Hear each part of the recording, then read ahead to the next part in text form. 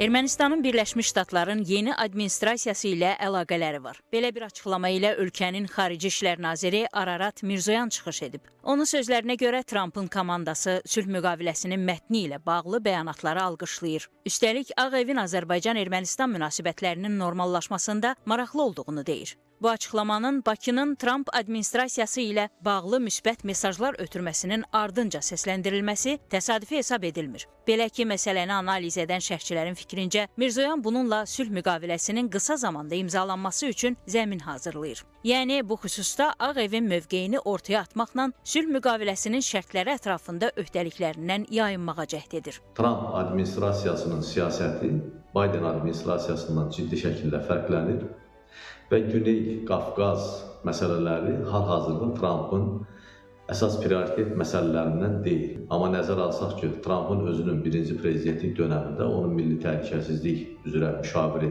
John Boltonun bölgəyə səfəri olmuşdu və Ermənistanda görüşlər keçirmişdi. Və bugün də Trump administrasiyasının aparıcı simalarının əksəriyyətinin erməni diasporası ilə kifayət qədər yaxın münasibətləri var və məhz bu münasibətlər Ermənistanda həm də o əfvabiyəni yaradır ki, yeni administrasiya ilə əlaqələr var.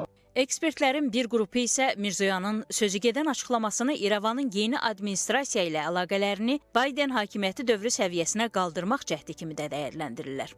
Məlumdur ki, keçmiş administrasiya Ermənistanla geniş əlaqələr içərisində idi. Davamlı şəkildə hərbi tədarüklərin həyata keçirilməsi, müdafiə rəsmilərin səfərləri, əlaqələrin strateji səviyyəyə qaldırılması bu amili sübut edir. Lakin bu situasiya Trumpın dövründə müşahidə edilmir. Bu hal elə Respublikaçı prezidentin and içmə mərasiminin ardınca Paşinyanın Vaşinqton səfərində özünü açıq-aşkar biruzə verdi. Həmin dönəmdə Donald Trumpın Nikol Paşinyanı rəsmi səviyyədə qarşılamaması göstərdi ki, İrəvanla əlaqələri əvvəlki səviyyədə genişləndirmək yeni administrasiyanın marağında deyil.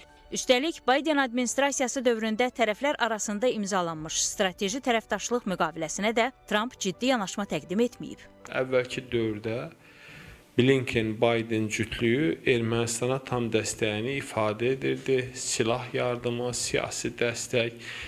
Bu dəstək ən yüksək səviyyədə özünü göstərirdi. Yəni, bunun bir çox nümunələr var. Amma hazırki dövrdə isə, yəni bugün bu dəstəyi biz hələ ki görmürük. Düzdür, Ermənistan belə bir görüntü yaratmağa çalışır ki, güya eyni dəstək davam edir və Biden administrasiyasından sonra Trump administrasiyası da Ermənistana dəstək göstərir.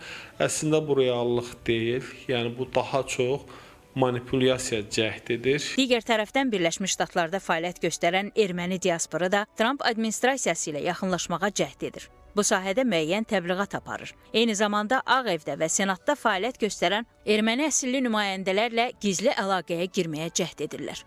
Göründüyü kimi İrəvan hər vəclə çalışır ki, Trump administrasiyası ilə rəsmi səviyyədə yaxınlaşsın. Ekspertlər deyirlər ki, Ermənistan təhlükəsizliklə bağlı zəmanəti Avropadan daha çox Birləşmiş Ştatlardan əldə etmək istəyir. Amma nəzərə almaq lazımdır ki, Trump administrasiyasının indiki əsas hədəfində Rusiya-Ukrayna ətrafında məsələləri həll etmək dayanır.